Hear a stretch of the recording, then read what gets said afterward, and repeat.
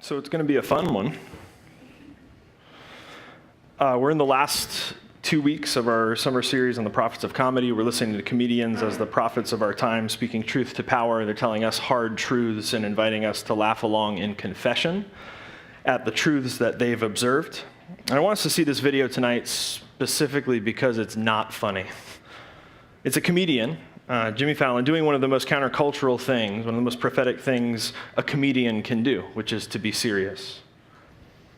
But make no mistake, this is as prophetic as comedy gets. He leverages the platform that he has in the same way that a Hebrew prophet would.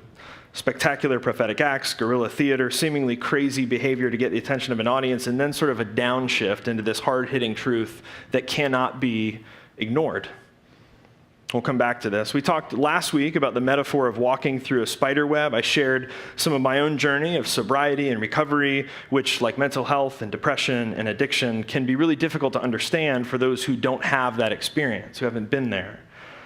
But on a more systemic scale, we spoke about what leads to things like white supremacy, and we asked about the call to compassion and understanding in the face of such hatred. How hard it can be to sort of thread the needle and make sense of the distinction between when we leave space for the experience of others to understand and when we step in to challenge it, to do justice. For how long do we seek to understand, listen, and extend compassion, and where do we draw the line and resist in the name of justice, voice our dissent, call for righteousness? So I want to talk tonight, kind of pick up where we left off and not answer this question, but move deeper into it. And I want to begin with a framework for understanding this and then explore some very specific examples of how it is that we participate in a system that's led to the culture we find ourselves in and how we might resist that from within that culture. How we've gotten so twisted up, and then how we might, as Jimmy Fallon says, avoid going backwards. We can't go backwards. So here's the framework: pre-conventional, conventional, post-conventional, what I'll call wisdom. So pre-conventional wisdom. This is like a toddler. This is a kid who hasn't yet learned the rules, right? They don't yet know there's a way the world works, and so what they do is they say, no, never. They fold their arms. They don't listen to authority, which happens to be mom and dad. They're going to do what they're going to do, right? Pre-conventional wisdom is unaware that there's a way things are done. The rules of the day. There's a baseline. There's accepted and acceptable norms. And so this kid simply hasn't learned yet that there's a way the world works. They stand at a distance. They refuse to play by the rules. You got to brush your teeth. You got to eat your vegetables. You got to turn off the TV and read a book. You got to do your homework. No. No. So like June, we're well into the tantrum phase of her development. And we're trying to explain like privilege and consequences. We're doing our best to divorce this from any kind of anger or strings attached to love and acceptance, but she still doesn't get it a lot of the time, even at 6 years old. So she's still in this phase where she isn't going to play by the conventional wisdom rule book. She doesn't play by the behavior rules, but she also doesn't play by the consequences rules. So we get screaming, writhing around on the ground, slamming doors, kicking walls, hyperventilating, stomping, crying. And to be fair, my nickname as a kid was Chief Thundercloud, so she inherited the temper from me. If I lost a Saturday soccer match, that was the end of Saturday. The whole day was ruined, and I was going to make sure of it because I had a temper. So we canceled a beach trip a few weeks ago.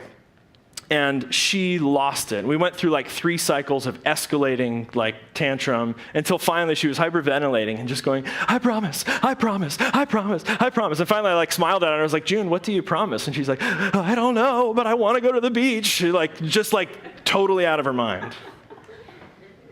So this is pre-conventional wisdom. It works itself up. It goes crazy at the scent of restricted rules, required, undesired behavior.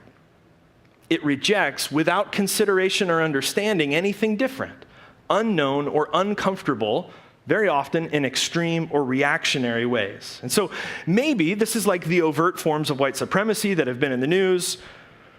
It rejects from a place of ignorance that which is different, uncomfortable, or perceived to be a threat, and it does this in extreme ways. But this also means that the people who do violence against these white supremacists are also reactionary and immature and pre-conventional. So we've got pre-conventional wisdom. Then there's conventional wisdom. As you'd imagine, this is the rules. This is how it's done, how things work, the accepted and acceptable norms. Sometimes it's spoken, but very often it's intimated. It's sort of picked up in like family systems and the cultures of businesses and things like that. It's tradition, policy, the party line. This is just how we do it, right? This is how business is done. So when June, in her creative genius, she's a master storyteller. This is a proud parent sort of terminology for highly emotionally intelligent, manipulative little liar. When I make the statement, we tell the truth in our family, that's conventional wisdom. I'm reinforcing there's a way things are done. And when we help our kids move from pre-conventional to conventional wisdom, we say things like, there are consequences. This is a way of helping her understand that a tantrum isn't an acceptable way of dealing with disappointment, right? We don't behave this way. This is a part of maturing, moving from pre-conventional to conventional wisdom. And so maybe this is the wisdom that actually acknowledges, no, all people actually are created equal with certain unalienable rights, civil rights, human rights. So racism, prejudice, discrimination, these things aren't okay. But also, this is a free country. We have free speech. So if these folks want to spread hate and prejudice and discrimination, that's their right. They can march, they can assemble. Conventional wisdom can somehow contain these acceptably unacceptable kinds of things. Like, we know this is unacceptable. We know this is gross and disgusting, but this is also the rules, right? This is how things are done. And then there is post-conventional wisdom. Because sometimes it's the conventional wisdom that is actually way off base. The groupthink has gotten out of whack. The acceptable becomes unacceptable. Sometimes the way everyone does it is way out of bounds, and it's actually the masses who have lost their minds. So how many of you can relate to this? I grew up with my mom saying this all the time. If everyone else jumped off a bridge, would you do it? Anybody? Yeah. Okay, right. And so if you've heard this or anything like it, like don't follow the crowd, don't give in to peer pressure, just say no. The point with this was supposed to be a rhetorically implied no. This didn't really work for me because it turned out I love jumping off bridges. So like when the waves were flat, my friend Will and I, we would take his boat out to the causeway and we would jump off the bridge. The point is, in one breath, parents are developing from pre-conventional tantrum to conventional rule following. But then in the next breath, they also have to help us challenge the norms and challenge the rules where they've become destructive or harmful or insane. And so we talk about peer pressure and swimming upstream and just say no. So you can be in parenting, I would argue in any well-rounded and mature spiritual practice, you can be developing both of these kinds of wisdom at the same time. You're working to grow up and transcend pre-conventional wisdom to move from immature, ignorant, self-obsessed, egomaniacal individualism and trying to move towards relational stability, participating somehow in a society, in the common good and group unity.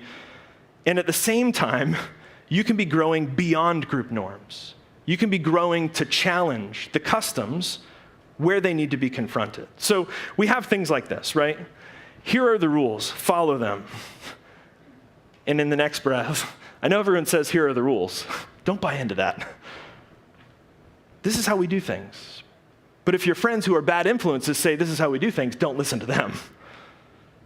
So there's a way to resist the conventional wisdom, the acceptable rules, and the way things are, not from pre-conventional immaturity, but actually from post-conventional maturity. This is a maturity that has grown beyond rule following, a maturity that is mature enough to question the norms and the acceptable. So there are some people, if you think about Charlottesville, right? There are some people in the counter-protest who want to fight the Nazis. They want to match hate and violence with hate and violence. But in that same crowd, there's another group who show up to stand for what's called peace with justice, who match hate and violence with vocal and uncompromising, non-violent resistance. You begin to see why this is so hard, why these are not easy answers, why discernment and spiritual community become so important, because this stuff isn't crystal clear. This isn't black and white, step-by-step, easy to follow. It takes some serious attention and intention to begin to parse this out and figure out where we fit in this. So we've got pre-conventional, conventional, post-conventional wisdom. So what do we do with this? How do we get here? And then what's this got to do with us? So there are lots of ways to do this or practice this, and a lot of it really does come from experience. But going back to the idea of compassion and understanding, this is a great way to think about it. You understand, you seek to understand so that you can push back, so that you can resist. You extend mercy so that you can work for justice. Or we could put it like this: you have to learn the rules in order to break them. To transcend conventional wisdom, you have to learn conventional wisdom. You have to know what it is that you're pushing against. And this is true in jazz and in art and business and academics and tons of other disciplines. And so in religion, people who know nothing of a tradition or a religion and stand at a distance with their arms crossed and they say, no religion, all religion is bad, no religious authority. It comes off a bit like a toddler having a tantrum. But at the same time, there are traditions that cling to convention, and they say, these are the rules handed down by God. They're timeless, unchanging, immutable, and they cannot be questioned. People can't have sex outside marriage. Gay people can't be pastors. You can't curse in church. Bullshit. You can't reimagine the traditional reading of that particular text. And we finally go, well, why? Well, because that's how we've always done it. So, of course, you can't change the color of the carpet in the choir room because, Velma donated it 30 years ago. The point is, neither of these work. Rejecting authority for the sake of rejecting it, right, the toddler, or upholding authority for the sake of upholding it, just institutionalism, neither of these is fully rounded, mature, discerned, and dynamic way of engaging the world or life or spirituality. We might say neither of these is fully human. They're both actually pretty lazy. They don't want to do the work of figuring this out. But there is a form of fidelity that has learned the conventions and learned the traditions. It has learned the history and the narrative. And because of this, it is able to transcend the conventional for the sake of the thing itself. It challenges from a desire for integrity the whole spirituality that lives behind the traditions, for the content behind the forms, for the values behind the systems. And it does challenge, but it challenges not from immaturity and standoffish adolescence, but from a place of deep maturity that has discerned that there might be a more excellent way. So I want us to learn the rules tonight so we can begin to learn to break them, right? Because this is what the prophets do. I want us to hear the narrative, to hear just a little piece of a narrative tonight so that we can ask what it might look like for us to transcend it. And I heard these chilling words from Nadia Bolz-Weber at a conference last week in Atlanta, and I simply want to kind of take them and share a bit as we consider this call to live in the tradition of the prophetic and deeply Christian post-conventional wisdom. And here's the narrative that I want us to consider. Our country started with the doctrine of manifest destiny, right, that we've just heard, the doctrine of discovery, the belief that slavery was God's will. In other words, this country that we love, which has given me and so many of us protection and opportunity and education and wealth, was able to do so because the conventional wisdom of that time was that God had ordained for us to claim as our own any land we so-called discovered. This was a doctrine, not a law. That means this was a religious reality before it was a civic one. If native people, brown and non-Christian, happened to be here for thousands of years before we arrived, oh well. Oh well. God wanted white Christians to have the land anyway. And this country that I love, that's given me, a white Christian, so much protection, opportunity, education, and wealth, was able to do so, again, because the conventional wisdom of the day was that God had ordained Christian white people to sail to the shores of other countries and steal black bodies. The belief that slavery was not a sin, and not only wasn't it morally reprehensible, but this was actually a Christian idea and a Christian ideal. Captors quoted scripture to slaves to convince them that the institution of slavery was ordained by God. So here's the narrative. Our country was established with the conventional wisdom of the day being the Christian doctrines of white supremacy. Our country was established with the conventional wisdom of the day being the Christian doctrines of white supremacy. The Christian doctrines of white supremacy. I learned this recently. I had coffee with somebody from Collective. We were talking history. And I learned, so it made me sick to my stomach, when Hitler wanted to learn how to accomplish the tragic and horrific reality of the Holocaust, he studied American history. Hitler was a student of American history, the Trail of Tears, the extermination of the Native Americans. Manifest destiny. Now, some of us were raised in homes where racism was overtly condoned and others where it was overtly condemned. My family was incredibly progressive, ... at least by the time my white Aunt Dawn married a black guy named Michael that she met in the Air Force. And this shook up the way that our family handled race. But it meant that I grew up in a family where all people of any color were equal. But at the same time, there are so many women, June included, who are and will be raised by strong women, by loving parents and grandparents who reinforce that their bodies are perfect, that they're powerful, and yet every time June turns on the TV or walks outside or sees an advertisement, she's bombarded with messages otherwise, despite what she's taught in the home. So while I believe that racism is wrong, and while I was taught that all people are equal, the society in which I was formed bombarded me with messages otherwise. And those messages are that I am superior by the absolute accident of my birth. I'm born into it. And I think because it feels so easy to point our fingers in outrage at the overt racism of white supremacy in Charlottesville, maybe the church is the place where we should dig a little deeper, because it's obviously incredibly complex.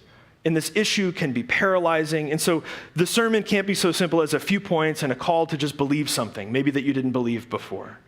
This is so entangled with everything we understand that loads the words America, that loads the word Christian. We don't ever want to settle for preachy and shallow resolution.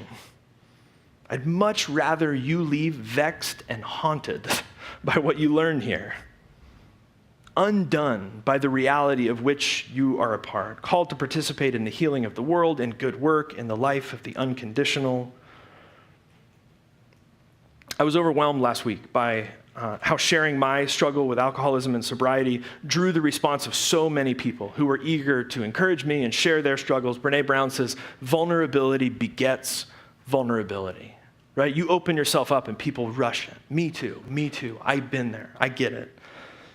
So I want to trust you with the same vulnerability tonight. I want to invite you to let it resonate however it will with you. And I don't have there's no agenda, I don't have a prescribed outcome for this. I just want to say a few things and see how it works on you. So let's practice with what I talked about last week. My name is Ben, I'm an alcoholic. You say, hi, Ben, right? Okay, so, right. My name is Ben, I've benefited from white supremacy. It's not as fun, but we're gonna go anyway. African Americans and whites use drugs at the same rate, and yet the incarceration rate for African Americans for drug-related crimes is 6 times that of whites. For me, as a kid who grew up in the surf ghetto, most, if not all of my friends and acquaintances did drugs. I was regularly at parties where there was weed and pills and cocaine and acid, and I can't name a single one of even my distant acquaintances from middle school, high school, or college who was ever arrested for a drug-related crime. And I went to a huge high school. That's actually not true. My friend John got juvie for like 6 weeks for dropping acid in 8th grade, but that's the only one I can remember. But I know for sure, that the kids who didn't go to school on the beach side, but went to Palm Bay High off of University Boulevard, who are just as likely to have broken the law and used drugs, are 6 times more likely to have been incarcerated for the same middle and high school drug use. Slavery was a cash cow for white folks.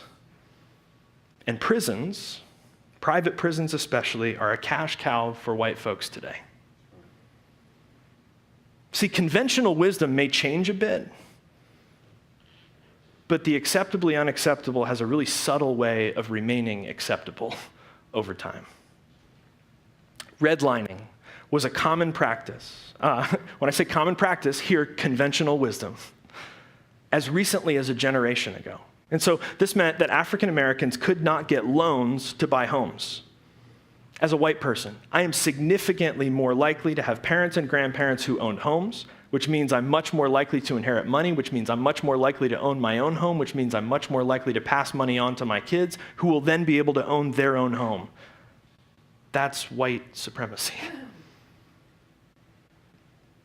When I see a police officer, even though I know I've been speeding and I get the pit in my stomach when I see the red and blue lights, I still assume they're there to serve and protect me. My black friends assume that they're there to do them harm. This is white supremacy, and I can condemn it, but I've benefited from it every day of my life in ways that society tries to keep hidden from me so that I can keep believing that I deserve the life I have, and so does everyone else, good and bad.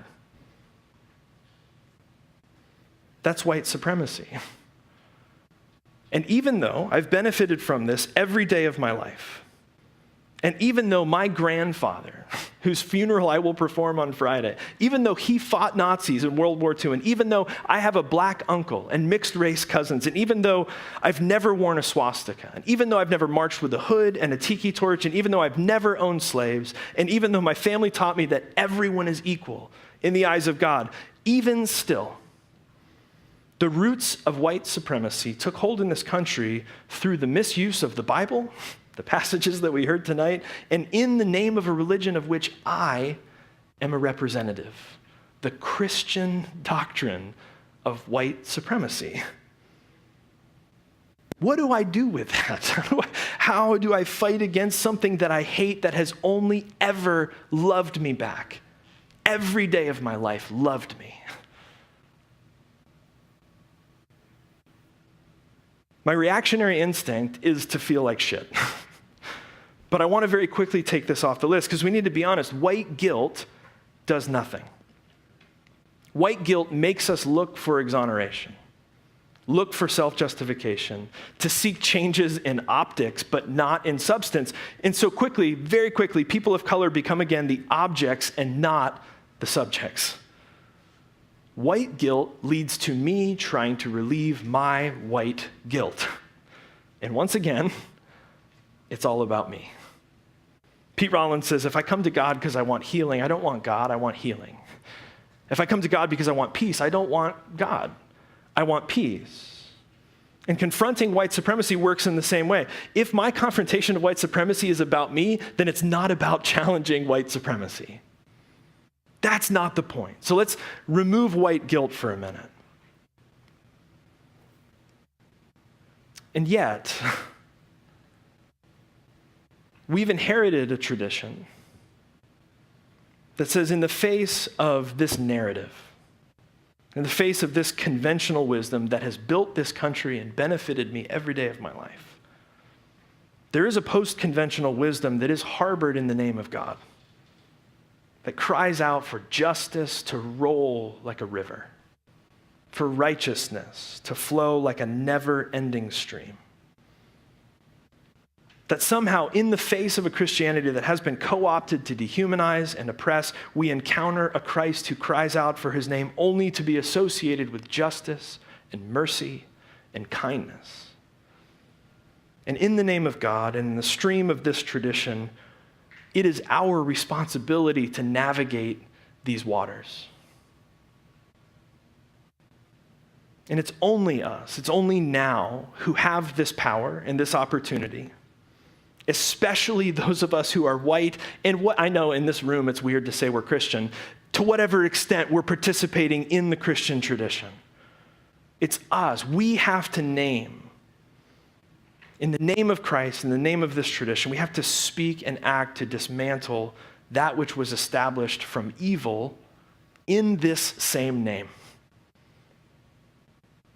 We have to work to reclaim what Christian means because of the tradition we've inherited, because of the conventional wisdom that came before us in this name.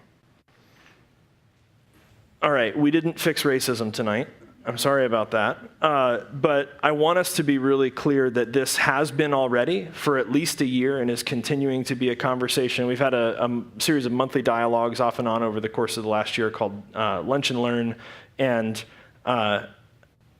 again, I want us just to be aware that this is a dialogue that's happening, that's happening here, and that it's safe to happen here. I don't expect that we're going to fix this thing immediately, but I want us to feel like we can be a part of the problem and that we're safe to continue to name this. For now, I think that's the best that we can do. I would love to have some sort of brilliant activism that I could invite us all to go do. I don't have it yet, but let's keep talking about it, and hopefully you guys will do better than I can.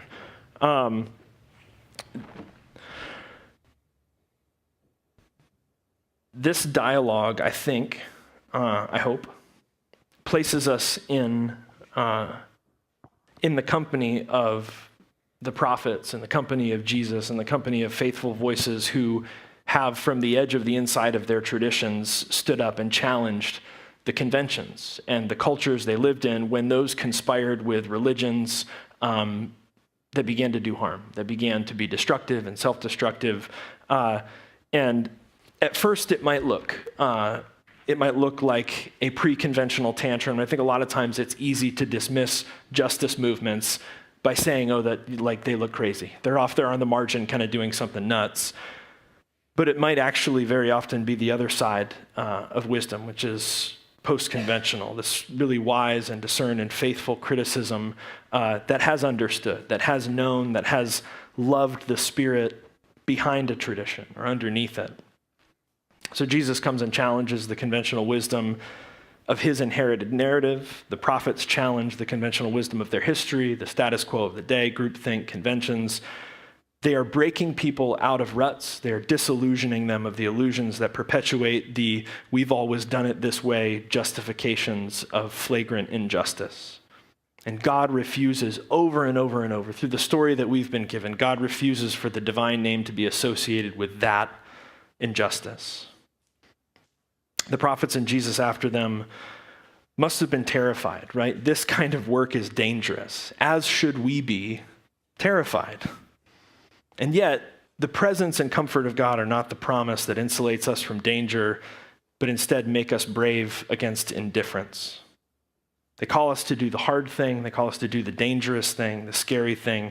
The voice never says it's all going to be okay. It says, don't be afraid. And why would the sacred call over and over and over throughout our sacred text, why would the sacred call come to us, do not be afraid? I think it's because if we're doing this right, we're going to be afraid. This is terrifying stuff to look at the state of the world we live in. It's scary enough that it makes comedians serious. Post-conventional wisdom, prophetic wisdom, mature wisdom understands. It's counted the cost. It's experienced the fear of playing this out to its logical end, knowing that justice might cost us everything. Doing the next right thing and the right thing after that might end in us being executed by the things we stand against. That's the story, right? That's the good news. When Jesus shares a meal with his followers and friends, he gives thanks. He breaks bread. And in the same way, he shares a cup. He says, "This is my body and my blood, broken and given. Remember me. Remember me, the one who suffers for refusing to accept the unacceptable, for refusing to accept conventional wisdom when it dehumanizes, does harm, and oppresses. Jesus' body is separated from his blood because he is willing to die to articulate and embody a different way, one that subverts and challenges and destabilizes conventions and inherited narratives. And we're called, as was Jesus, as were the prophets before him, to be agents of reconciliation and justice, to stand in the face of fear and offer ourselves to be broken and poured out for the healing of the world. Which sounds good in theory. The uncomfortable part is that this begins by breaking open and pouring out the ways in which we have benefited from the systems that we oppose. The discomfort of nights like tonight, where we name how we've benefited from white supremacy. The good news, though, is that we are not alone.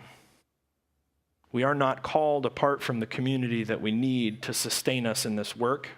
We're not called apart from the presence of God, fearless courage and uncompromising justice. This is not a superhero to whom we get to abdicate responsibility, but in the faces and in the courage and in the fear and in the friendship of our brothers and sisters who are sitting next to us and all around us. And it takes all of us. It takes all of us. We're not going to fix this with a blog or a Facebook post. We have to show up for this one over and over and over. And so we set the table again tonight of this terrifying and necessary wisdom, aware that it takes each of us, as many of us as are willing to stand and be a part of a body of honesty and grace and transformation. That's the table that's set for us again tonight. It is open to us. It is open to all people. And no one will ever be turned away. When you're ready, feel free to come and grab a piece of bread and dip it in the cup.